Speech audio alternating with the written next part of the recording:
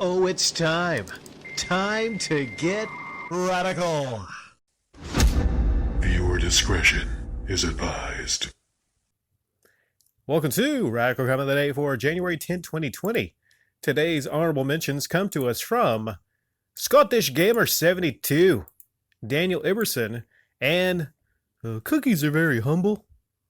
You should change your name to Tacos Are Very Humble. Cookies can be humble too, but not nearly as humble as tacos. The bronze medal today is going to come to us from Red Stratus 97. I think there are a ton of people in this world that have so much money that they don't know what to do with it. In my research and the kind of people that donate to these guys, I found that a good amount of the high dollar givers don't live in North America. For example, when Eric Landon got his laptop and Nintendo Switch, he said, he also got a PS4, he said that it was a subscriber from Qatar that gave him those. I'm beginning to think that e-begging has a completely different mindset in other parts of the globe depending on what the culture is like. YouTubers have figured this out and feel that good just outweighs the bad. Well, we've talked about differences, definitely differences between your common man donating out of their humble paycheck to one of these individuals and your Justin LeClaire types, your big money ballers giving some money to these individuals. A big difference, okay? Maybe a lot of you don't feel that way, but I think there's a big difference in that. I look at something like Saudi Arabia, and they have nothing but money in Saudi Arabia. All the money they give the WWE, okay, they love that sweet Saudi money to send Shawn Michaels, The Undertaker, bring people out of retirement, Goldberg of all people that was supposedly retired or had his last match. There's situations where you got certain places, Qatar is one of them, Saudi Arabia, where they are just sitting on money, standing on money. Literally, so much money flows underneath them, okay? And these places, and certain places in the world, they have more money literally than they know what to do with. I mean, some people, they wipe their butts with $100 bills. So a lot of the e-beggars have figured that out, and they've tapped into that. Like, well, if they can connect up with these people, then, they're set and everything. I think what we need to do is have some kind of a service. In the same way we have a service, like online dating, where there's some websites to where you can hook up the sugar babies with the sugar daddies, and both parties kind of get what they want. I think there needs to be some kind of service where we hook up like the big baller spenders, like in Qatar and Saudi Arabia, and hook them directly up with their sugar babies. Okay, take the common man out of it, all right? Take the common working man out of it. Okay, hook the sugar daddies up with the sugar babies. Hopefully that doesn't trigger a lot of these YouTubers that willingly take a lot of money because, I don't know, they have no pride. Hopefully it doesn't. It might, but hopefully it doesn't. That's definitely not my intent, Red Strass 97. Thank you there. The silver medal comment today going to come to us from nothing to see here. Daniel's responses were so nice, talking about Daniel Iberson. I felt like a dick for the way I phrased things in my admittedly long comment.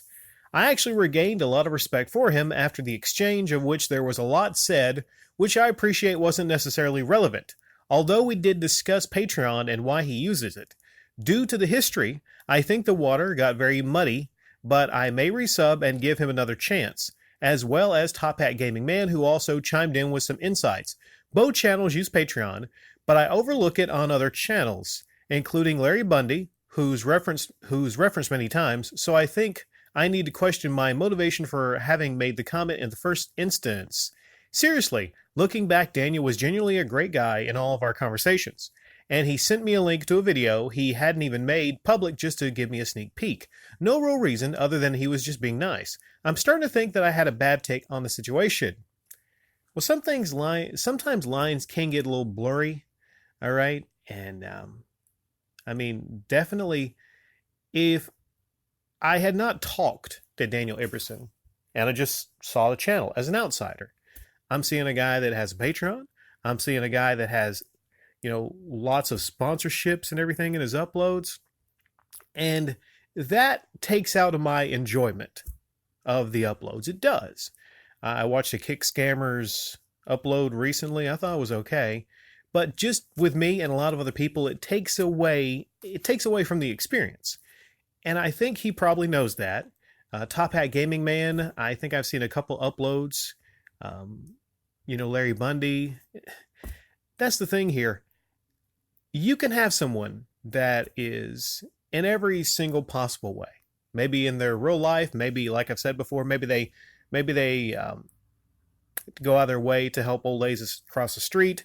Maybe they, pet puppies and compliment people. I don't know. Maybe they're great people in their daily lives. But when it comes to YouTube, they have no problems having a Patreon.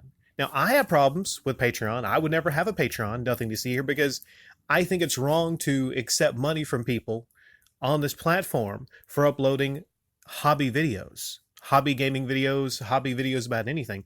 I just think that's wrong. So here, what I will try to do going into the future and continue to do is explaining to other people how I feel about it. But at the same time, I don't want to villainize people like Daniel Iverson.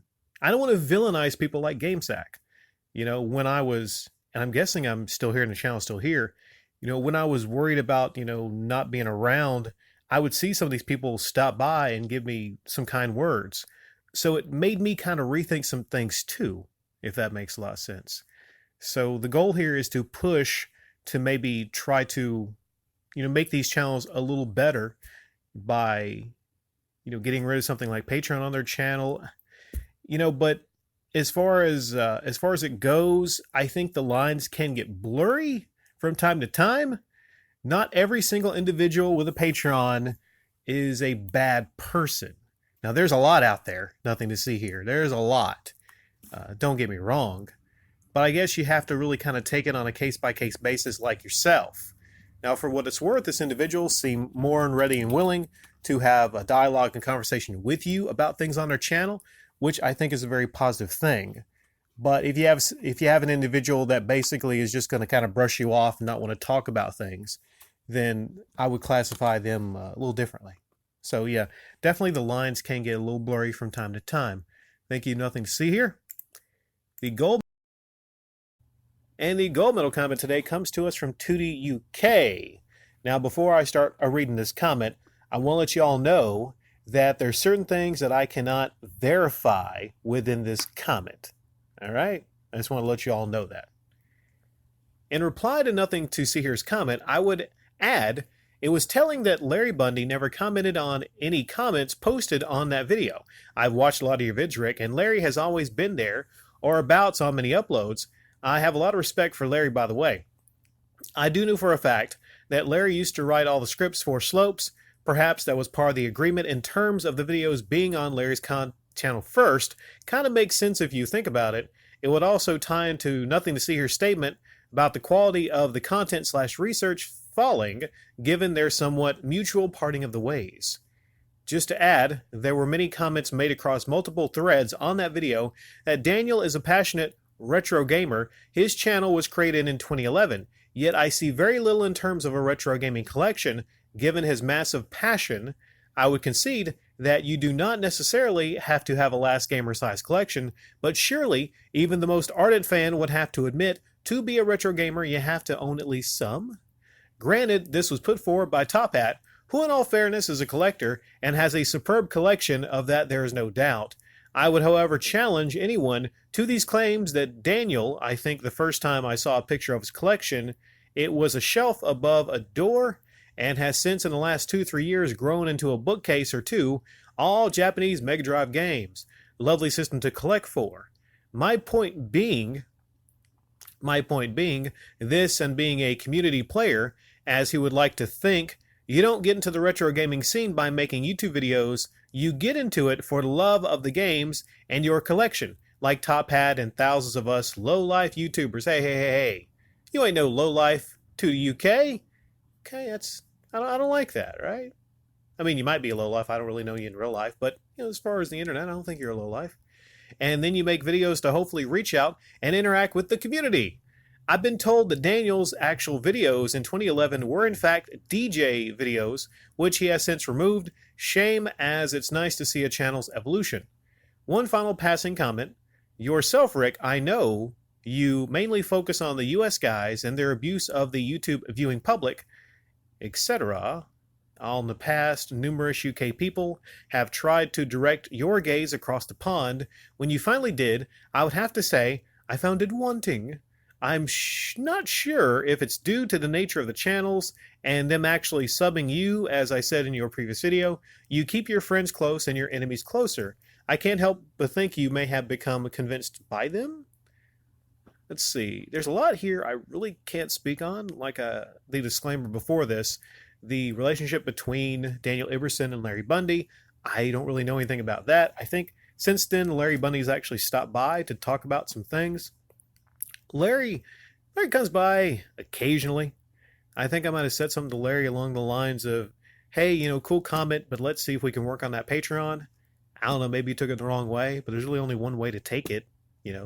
Maybe, hey, cool channel, but let's see if we can work on that Patreon there. As far as you said that you don't have to necessarily have a large Last Gamer type collection of retro games to be considered a retro gamer, but you have to have at least some. I don't know about that 2D. Sounds a lot like elitism to me. I mean, I love playing retro games on an emulator. I've had some retro games before, but I just don't. Lately, I'm looking at my collection. I mean, it's mostly like 360 and PS2 stuff, Xbox One, I don't need that much of a big collection here. And if I started to collect things, 2D, it would be stuff that I'm never really going to get to and games I'm not going to play a lot. It wouldn't be a usable collection. I agree with you. You talked about the Japanese Mega Drive games. That's a really cool thing to collect for. It is. I mean, a lot of you just think that I'm not interested in retro games and stuff, but I am interested. I like to go to channels and I like to see people's collections, but it's not like, well, I want to have that collection. I'm just like, that's pretty interesting. Just out of curiosity, right? So I understand why people collect a lot of retro stuff. I don't think you need cred, though. Like, I don't think you need collecting cred to be passionate about retro gaming. So I think that exists a lot, and that's one aspect I don't like. I don't like it. I mean, if you have a collection of NES games and then one person has them all in an emulator, you can share the same love for the games even though this one person doesn't have a collection. You said that I mainly focus on the US guys. Makes sense because, I'm an American, I suppose. But from time to time, 2D, I talk about people across the pond or other places. I have. If it's something that really kind of interests me, or if it's something, going on, I don't know. Like, I can't tell you the method. Like, I don't know really. I mean, it's not like one day I'll just wake up and go, and I'll just point on a map and say, okay, right here. Okay, is there a lot of e-begging going on right here? Like, I'll have a globe and I'll spin it, and then I'll just put my finger in one area. I'm like, hey, in Qatar, is there some e-beggars in Qatar? What about India? Is there some e-beggars there? I don't know. Like, it's just like what really seems to interest me a lot. And if a lot of people come by the channel and they say, hey, you need to speak on this or this right here or whatever, if enough people come by, then it could be like that. I'm like, okay, maybe I'll speak on that or whatever. Like, there's no 100% system. I mean, I just get on here and the things I like to speak on. YouTube, retro gaming, e-beggars. From one day, there might be a week that goes by, 2D, where I don't even talk about any e-begging. And then there might be 2 weeks where that's all I talk about. I don't know. It's just like, it's such a random thing. It really is. I will look to maybe be more professional this year in certain ways. But as far as topics, I mean, I have a boxing video coming up with Kenny that I recorded a couple days ago. And a lot of you are like, well, it's kind of out of nowhere. Yeah, it's because me and Kenny just wanted to talk about the boxing match between that cowboy guy and Conor McGregor, because I found it interesting. We found it interesting, and it's something we wanted to talk about. It's an open discussion channel, so we'll openly discuss whatever. And the last thing you talked about, to keep your friends close and your enemies closer. The concept of friends and enemies, I don't know. friends and enemies, like the way it's kind of set up, friends and enemies, like technically, if we were, let's say we're looking at Radical Rick as a character, right? If I was a character, then anybody with a Patreon would be an enemy. But I've talked about, just in a reply to the Silver Medal comment, it's not really quite that simple. It is not. There's people that might come by the channel and they might have a Patreon, and I might be very civil with them. I might be civil with them. I might actually agree with a lot of things. We might talk about video games. I don't know. I might be civil with them, right? I might even compliment their channel. They might say, Rick, you have a fantastic channel. I want to subscribe to you. And I might say, okay, I'll subscribe to your channel. But I will say this, you can be highly critical of a channel, but also try to push your argument against maybe something like their Patreon. Okay. I kind of separate that and my push and my argument against things like Patreon, because here's what I don't want to do, Tootie. I don't want for people to get the idea that someone is terribly evil or doing just so many shady things just because they sign up to Patreon. There's a lot of good people on this platform that happen to have Patreon, and I happen to strongly disagree with Patreon. So there's people here that I've actually pushed with my argument to get rid of their Patreon. But I don't think it changes really the person who they are outside of YouTube. Like I said, it can get really blurry, and you have to take everything by case basis. Now, there's certain people on this platform that I talk about from time to time that have their goals and dreams of a game museum, but they don't really. There's certain people on this platform that will willingly accept around Christmas time gifts from children. Now, we're going to place these people in different categories of someone like a Daniel Iverson or a Larry Bundy. All right. Okay. And it's just common sense. Not everyone that has a Patreon is someone that's going to be doing a lot of this shady stuff. But, so that's why I try to, hopefully if I can explain that to you, to the UK and to all of you going into 2020, is to not look at everyone through the same lens. You know what I'm saying? There's different people, and that's how you do in real life. All right? How we do in YouTube right now is how we're going to do in real life, is to analyze and look at somebody and see what they really do on their channel, how they are, if they're open, if they're honest. Okay? If someone is open and honest about things and they're e-begging, I think it's still terrible that they're e-begging, and I don't like that. But we need to classify them separately and do it a case-by-case basis from other people that are really doing the worst things on this platform, if that makes sense to you, to the UK.